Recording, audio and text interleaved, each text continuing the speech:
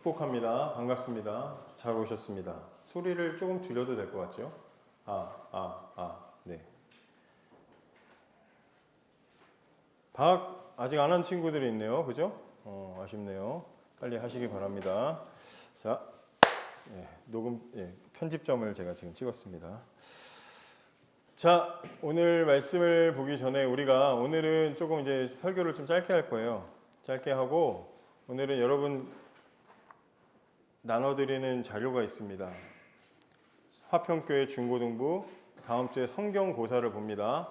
성경 퀴즈 대회가 아니고 성경 시험을 볼 건데요. 지난 20주 동안 여러분들하고 사도신경에 대해서 공부하고 했었죠. 예?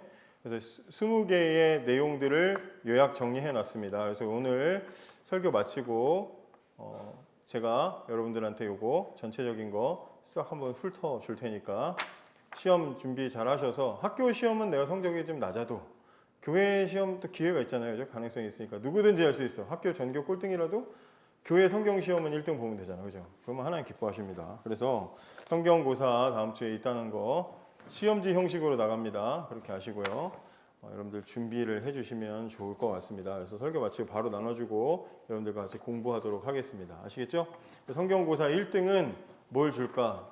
우리가 좀 더 준비가 되고 조금 더 여러분들이 그렇게 되면 앞으로는 더 좋은 것도 주겠지만, 이번에는 부장집사님과 선생님들과 결심을 했어.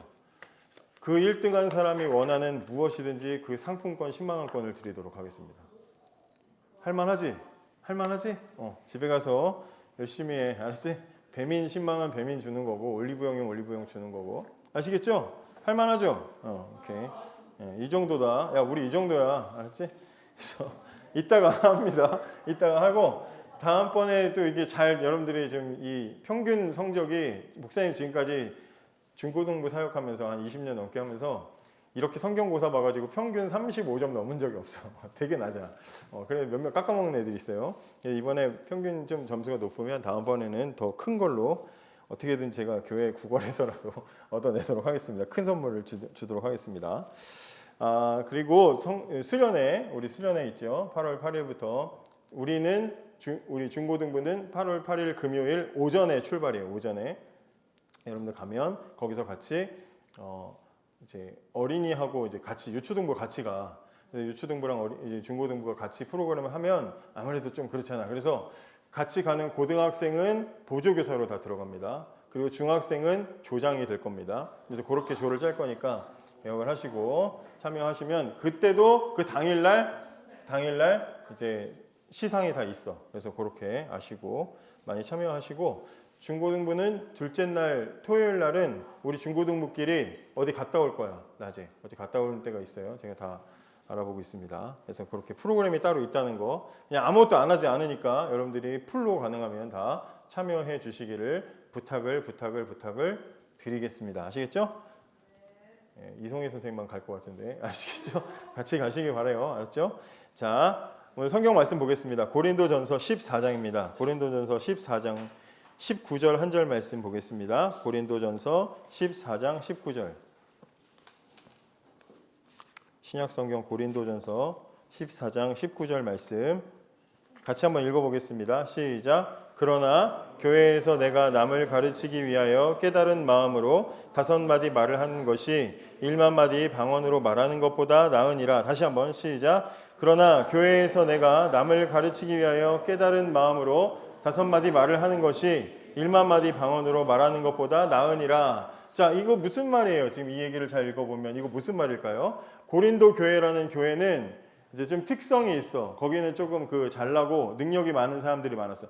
긍정적인 의미로 능력이 많고 재능이 많은 사람들이 많은 교회였어요. 근데 그러다 보니까 이 사람들이 교회에 나와서 이렇게 모이다 보면 하나님 말씀 듣고 똑같이 이렇게 예배를 드리는데, 그 속에서 자꾸 이제 내가 좀 그래도 여기 있는 사람들보다 내가 이거는 잘해, 이런 걸 이제 좀 돋보이고 싶었던 거야. 근데 지금은 다른 여러 가지들이 있겠지만 그 당시에 이 사람들에게 교회에서 가장 이슈가 되는 게 뭐였냐면 방언하는 거였어. 방언. 여러분 방언 기도 알죠? 방언 기도. 랄랄랄랄라 하는 거 있잖아. 근데 그 방언 기도를 할 줄 아는 것이 되게 능력자로 여겨지는 그런 이제 시대였고 그런 교회 분위기였다는 거예요. 목사님도 어렸을 때 교회에서 수련회를 가면 방언을 그렇게 다른 친구들이 받은 친구가 하나 있었는데 걔가 막 예수님처럼 보이는 거야. 너무 평소에 다른 거는 별론데 걔가 방언을 할 줄 안다는 그 기능 하나 때문에 되게 부럽고, 그래서 방언을 가르쳐 달라고 막 이제 어디 집회 같이 가면은 막 알려주는데, 어떤 목사님이, 그 목사님이 잘 모르겠는데 하여튼 그분이 코카콜라를 1000번 정도 하면은 혀가 꼬여서 방언이 된다더라. 그래서 그런 것도 해본 적 있고, 근데 안 돼. 방언 안 됐어. 아직도 못 해요. 근데 고린도 교회가 그랬다는 거야. 누가 방언을 하면 저 사람 대단하다. 저 사람. 그러면 그 사람은 다른 건 아닌데 방언하는 것만으로도 교회 안에서 다 거드름을 피는 거야. 이 사람들 방언도 못하는 사람들. 막 그러면서 이제 그런 차별이 있었던 거죠. 그러니까 사람들이 다 방언 하면서 매달리고 막 그러다 보니까 사도가 이제 이렇게 말하는 거예요. 목사님, 사도 바울 담임 목사님이 이렇게 말하는 거예요.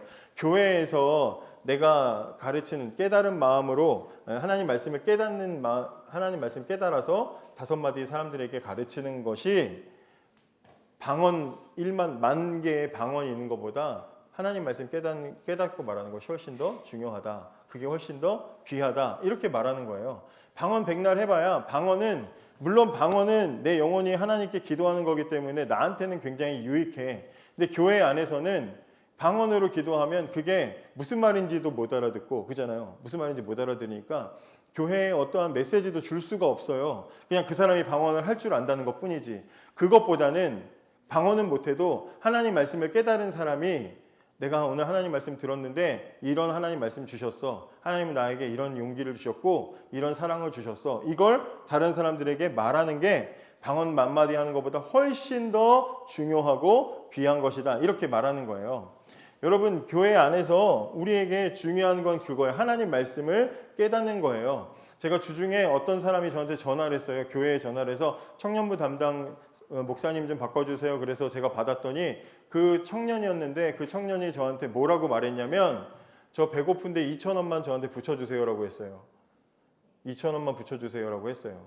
근데 뭐 내용 다 따져보니까 거짓말이었어. 근데 어쨌든 그래서 저 안 보냈어요. 근데 그 사람이 교회 밖에 있는 사람이 교회에서 줄 수 있는 것들이 많이 있는데 겨우 그 사람이 바라는 건 뭐밖에 없었어요?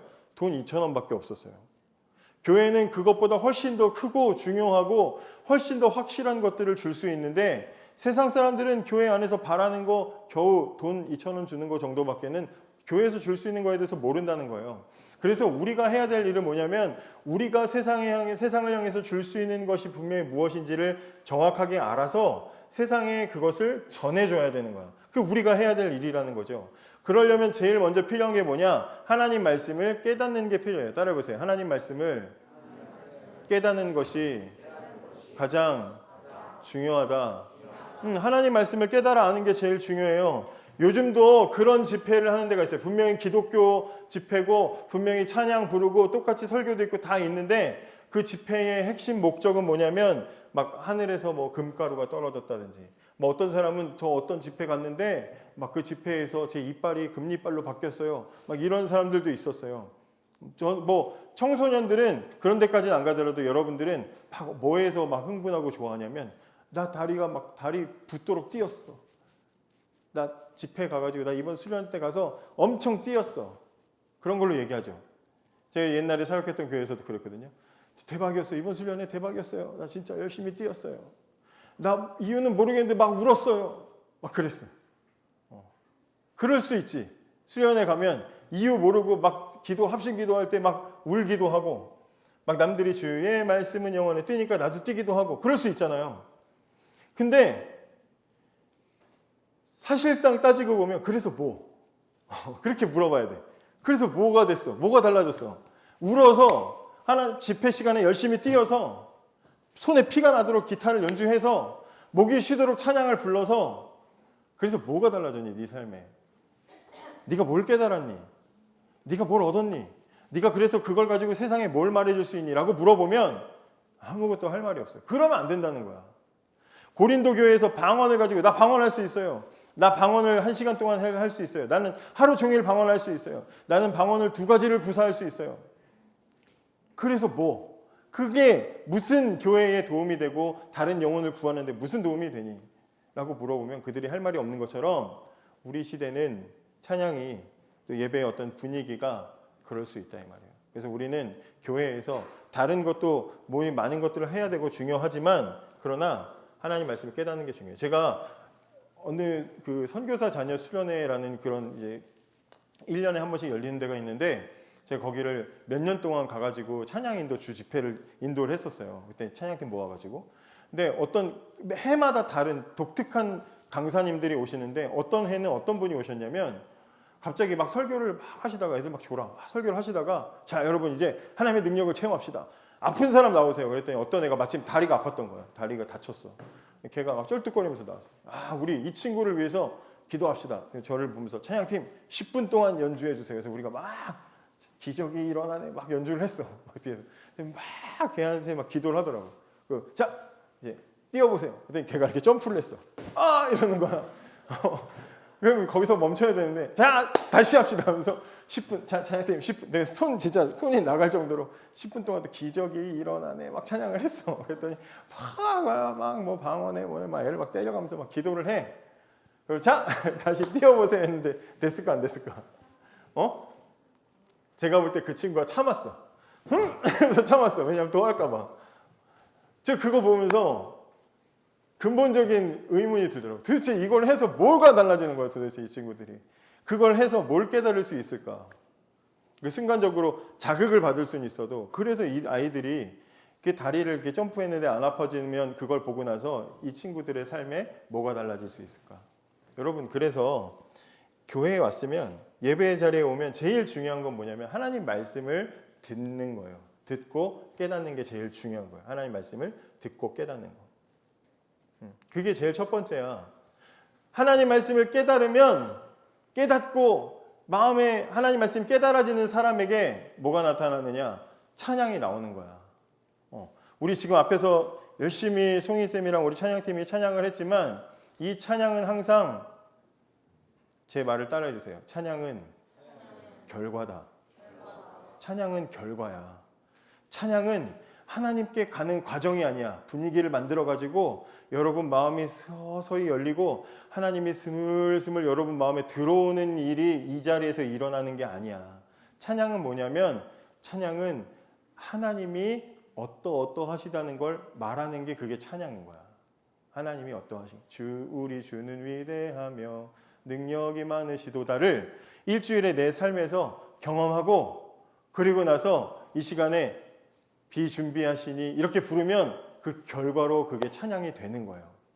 근데 세상의 다른 종교나 다른 미신들은 어떻게 분위기를 막 만들어가지고 저 사람이 뭔가 이상한 분위기에 빠져들고 뭔가 뭐 정신이 약간 이상해지게 만든 다음에 자기들이 말하고 싶은 걸 말하잖아요.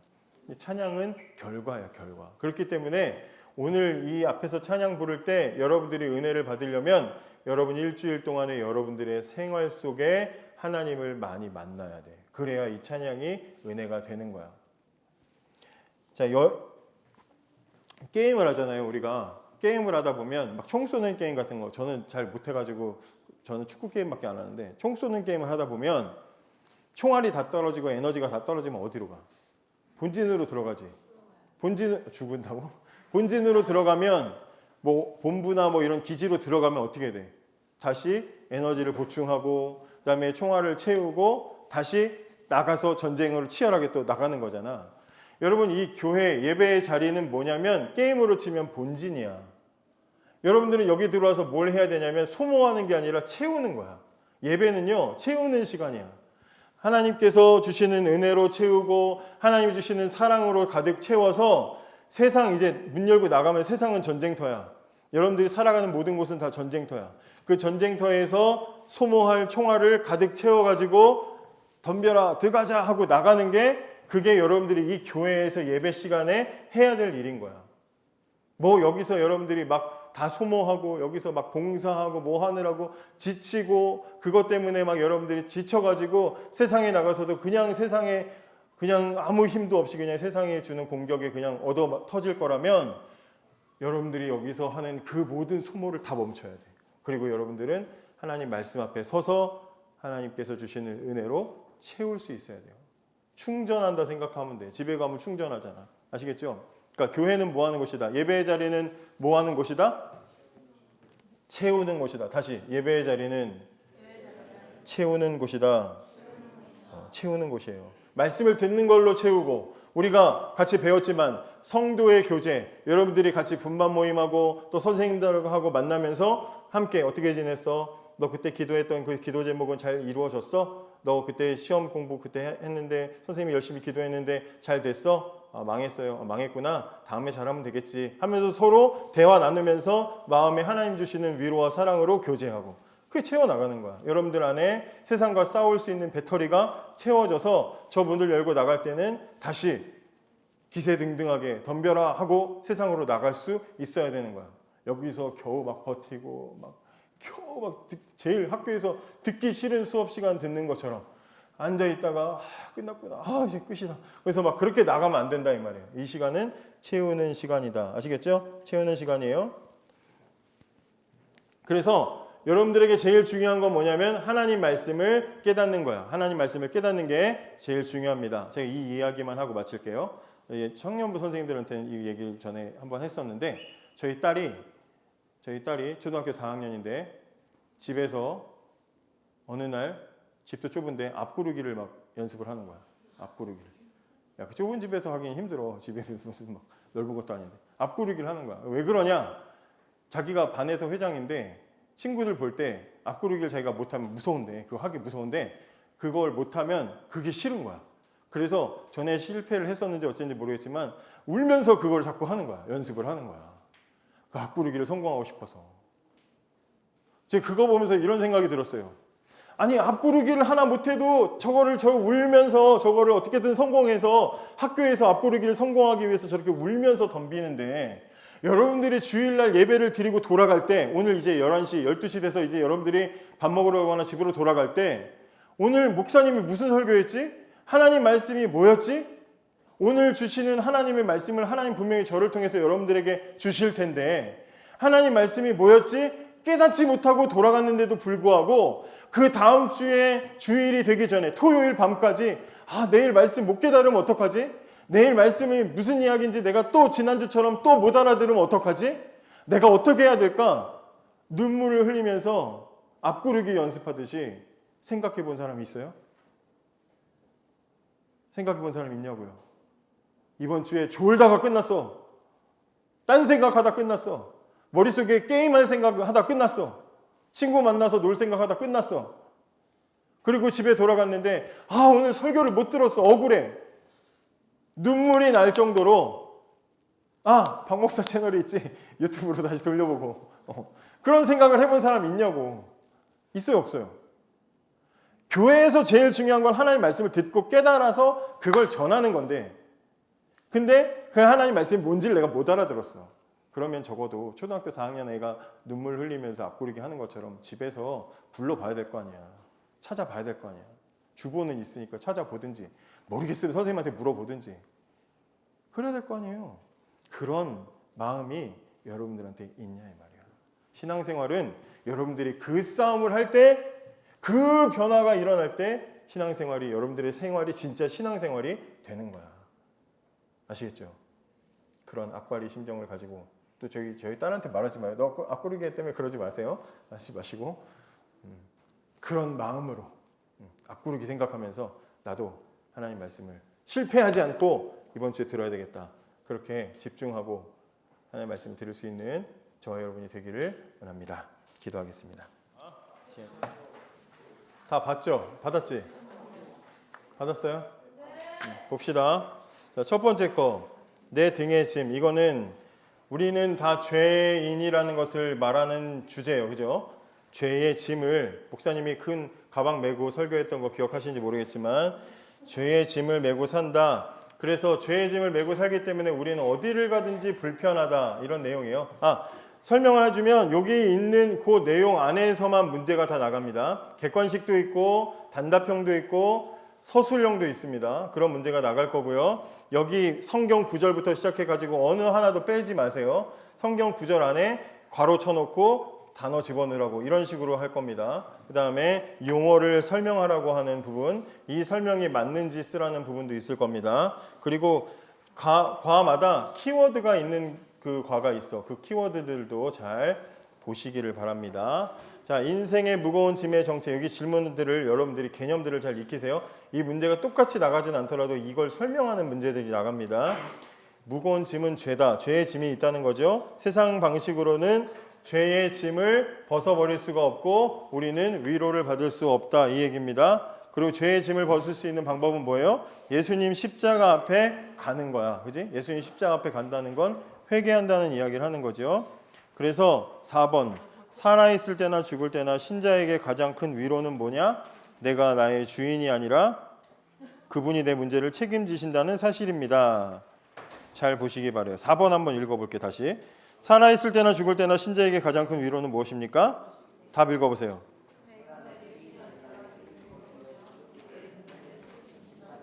네. 자, 주제 알았고요. 두 번째, 긴 줄에 묶인 개. 긴 줄에 묶인 개 보세요. 보시면 자유로운 것 같아. 죄인도 자유로운 것 같아요. 그런데 긴 줄에 묶인 개가 넓은 마당에 있는 집에 이사를 갔더니 어땠어? 자기가 묶여 있다는 걸 깨달았어. 여러분, 제가 이 지금 나눠드린 자료는 제 유튜브 채널에 설교 20개 다 그대로 다 있습니다. 아시겠죠? 보시고, 그래서 인간은 자유롭지만 결국에는 죄에 묶여 있다는 이야기를 하는 겁니다. 여기 보면 자, 3번 성경이 말하는 인간이 비참한 이유 뭐라 그랬어요? 인간이 비참한 이유. 비참이라는 단어가 나오죠. 뭐예요? 비참한 이유 3번 답이 뭐예요? 죄로 인해 하나님 주신 원래의 형상. 그렇지? 원래 아름다운 모습인데 그게 일그러졌기 때문에 그게 비참한 거야. 원래 그렇게 어글리하게 태어났으면 문제가 아니야. 근데 원래 잘생겼어. 핸섬이야. 근데 무슨 문제가 생겨서 어글리가 됐어. 그러면 그게 비참해지는 거야.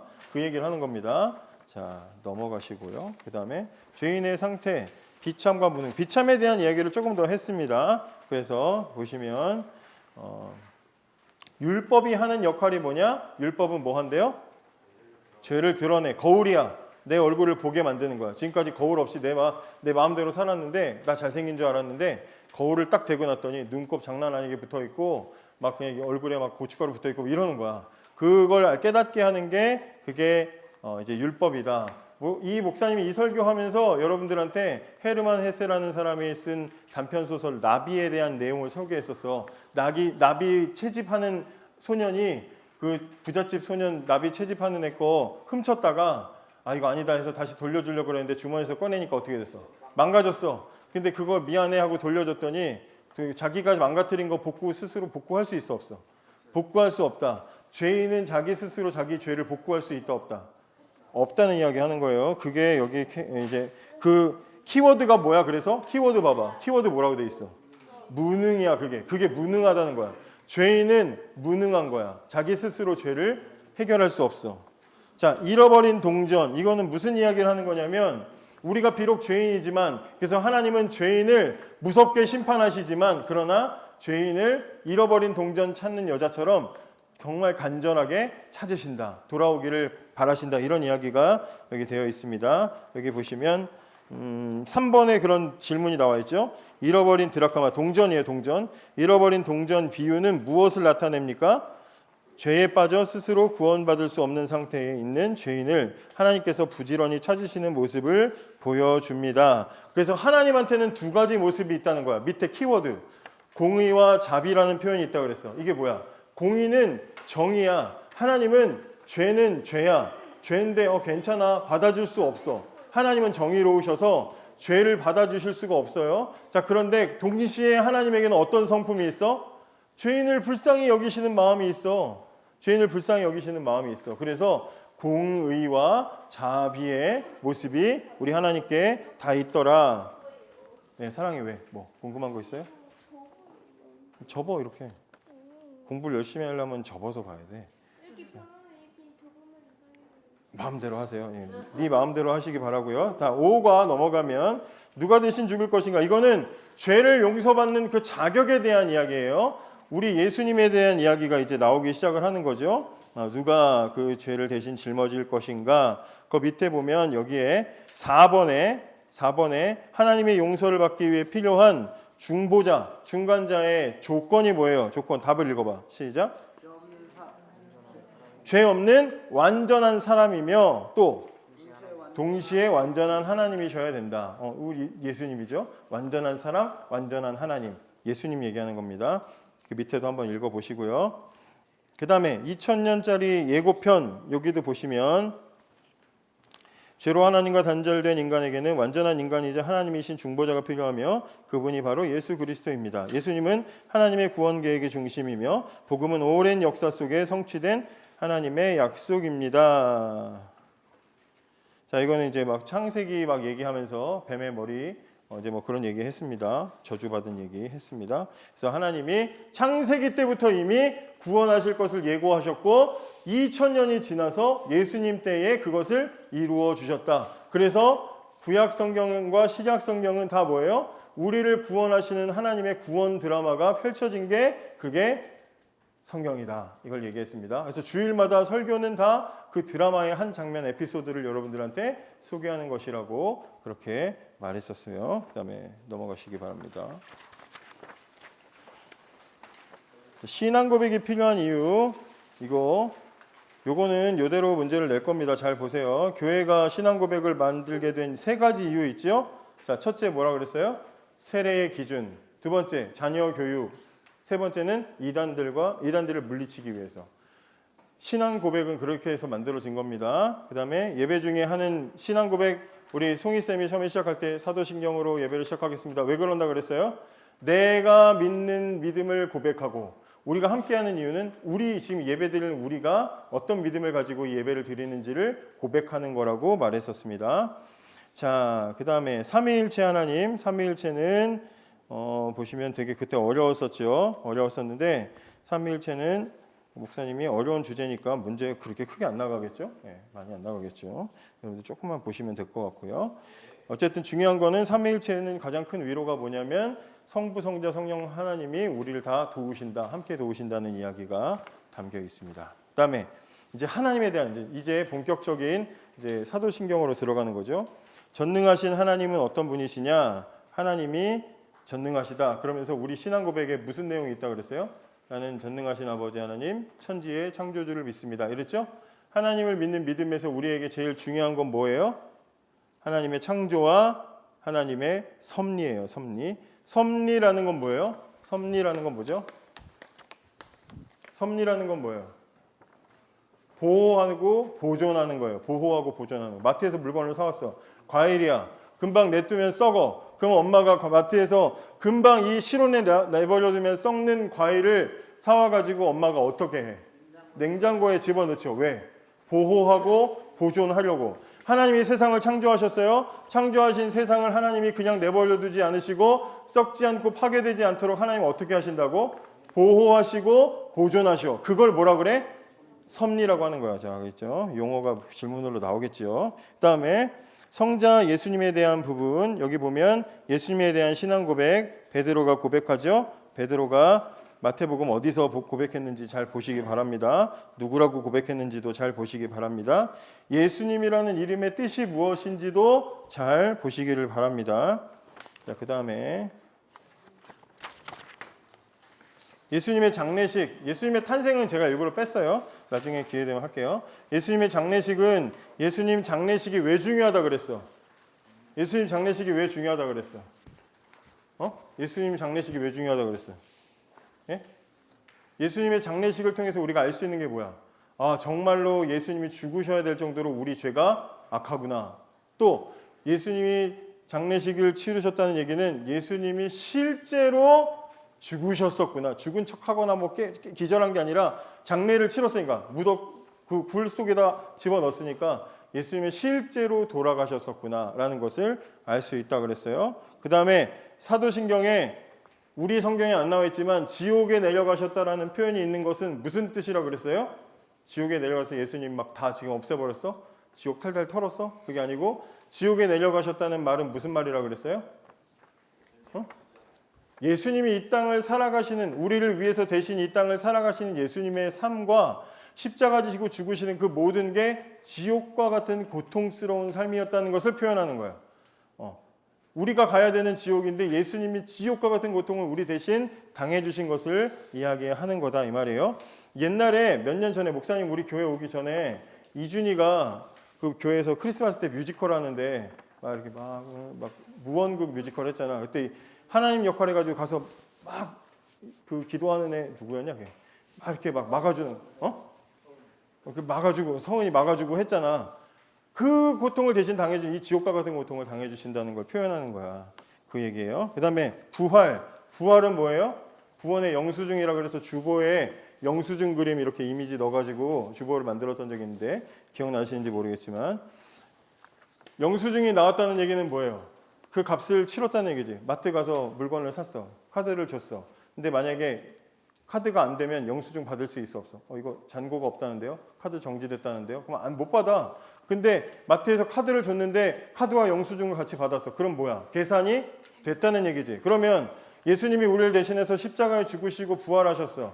예수님 부활하셨다는 얘기는 뭐예요? 예수님이 우리 죄를 대신해서 죽으시는 것이 받아들여졌다는 이야기인 거야.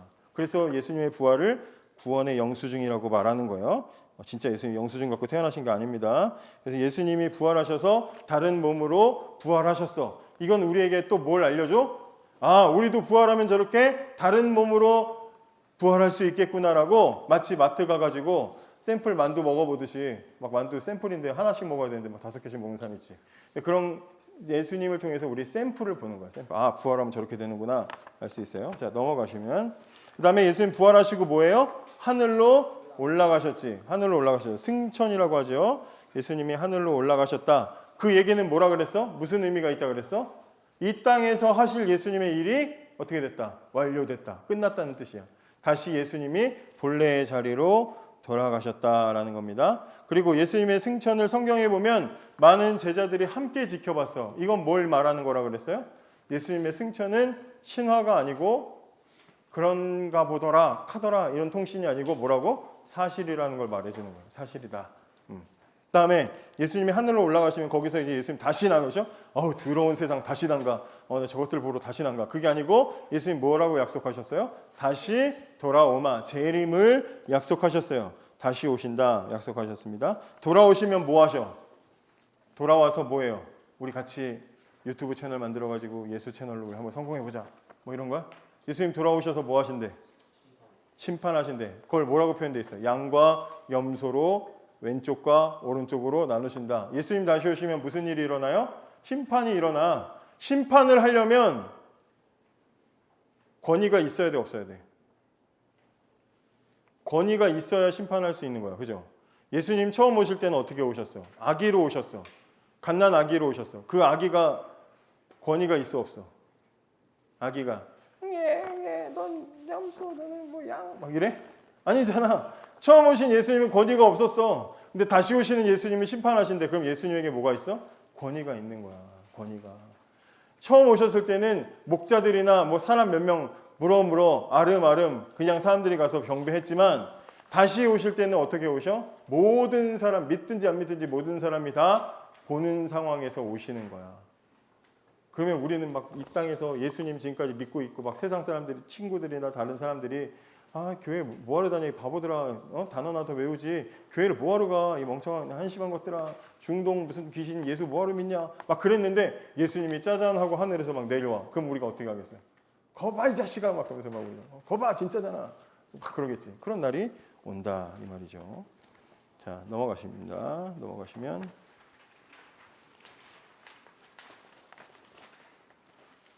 다들 1등은 하고 싶은가 보다. 열심히 듣는 거 보니까.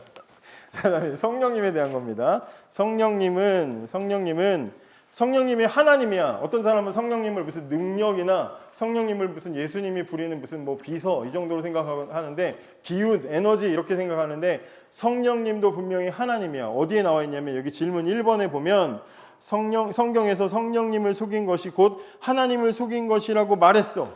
그리고 예수님도 또 다른 보혜사가 오실 거라고 그렇게 말했어요. 성령님도 분명히 하나님이에요. 어떤 장면이냐면 아나니아와 삽비라라는 사람이 헌금을 하는데 헌금을 속이고 헌금했어. 근데 그걸 가지고 베드로가 뭐라고 지적했냐면 너 어떻게 성령을 속이고 헌금을 속이냐? 헌금을 감추고 그냥 일부만 그렇게 헌금할 수 있냐?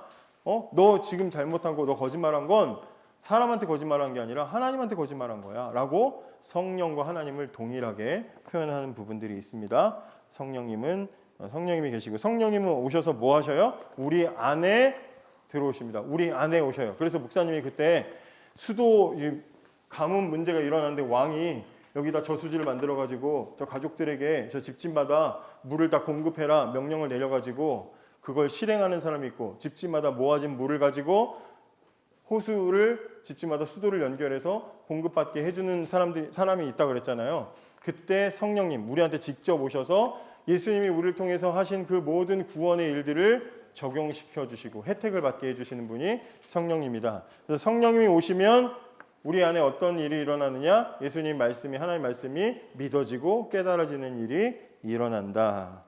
자, 이제 좀 더 빠르게 갈게요. 16번 거룩한 교회. 교회에 대한 거 중에 교회의 세 가지 특징, 표지 뭐라 그랬어? 이건 최근이라 기억나지? 교회의 특징, 표지 뭐야? 세 가지. 말씀과 성례와 권징이야. 교회는 설교가 말씀이 있어야 돼. 하나님 말씀이 있어야 돼. 또 교회는 보여지는 믿음의 표현, 세례, 성찬 이게 있어야 돼. 내가 믿습니다는 믿음의 표현, 보여지는 표현이 있어야 돼. 그다음에 권징 뭐야? 권징은 권면과 징계야. 잘못되면 잘못된 것을 그렇게 살면 안 돼. 권면하기도 하고 그 말을 계속 끝까지 안 들으면 징계하기도 하는 게 있어야 돼. 왜? 왜 있어야 돼? 하나님 말씀대로 살아야 되니까 잘 가르쳐야 되니까 하나님 말씀에 대한 권면과 징계가 있어야 된다. 요거 얘기했습니다. 그 다음에 교회 안에서 우리가 하는 일 뭐예요? 교제 17번 보면 성도의 교제를 믿습니다. 교제 사귀는 거야. 신앙 안에서 사귀는 거야. 왜 우리가 함께 교제해야 되냐면 우리는 예수님을 머리로 한 몸이기 때문에 제가 그런 얘기 했었죠. 진짜 근육질의 팔이 있는데 저 내 팔이야. 근데 그 팔이 나한테서 내 몸에서 떨어져 나가 있어. 그럼 그때부터는 나랑 아무 상관이 없는 거지. 아무리 근육질의 팔이라도 나한테 붙어 있어야 그게 나한테 소용이 있는 거예요. 그죠? 그래서 우리는 교제해야 돼. 모여서 신앙생활해야 돼. 함께. 성경은 우리가 함께 모여서 신앙생활을 하도록 부르셨다. 그 얘기가 있고요. 그 다음에 그렇게 함께 모이면 우리 안에서 결과가 나타나는데 두 가지 결과가 나타난다 그랬어요. 따라해보세요. 순종. 하나님 말씀에 순종하는 결과가 나타나. 그 다음에 조화. 우리끼리는 서로 어우러지는 거야. 너 누가 잘났다고 서로 막 튀는 게 아니라 어우러지는 거야. 누가 앞에 나가면 난 뒤에 서주기도 하고 옆에서 돕기도 하고 순종과 조화의 결과가 열매 맺습니다. 그다음에 18과 죄 용서. 죄 용서. 이거는 되게 중요하고 어려워. 죄 용서는 우리는 예수님 믿으면 우리 죄를 다 용서받았어. 근데 왜 계속해서 우리는 죄 용서를 기도해야 돼요? 왜? 왜 그럴까요? 목사님이 이때 무슨 얘기를 했었는지 알아요? 신분과 수준에 대한 이야기를 했어요. 예수님 믿으면 죄인에서 거룩한 의인으로 신분이 변화가 돼. 근데 신분은 바뀌었지만 아직 뭐가 안 바뀌었어? 내 수준이 안 바뀌었어. 그렇기 때문에 우리는 끊임없이 내 삶의 수준을 하나님이 원하시는 수준으로 바꿔나가야 돼. 그러다 보면 뭐가 생겨? 회개할 일이 생기는 거야. 그래서 우리는 기도하는 거예요. 죄 용서해달라고 기도를 하는 겁니다. 자, 마지막 두 개.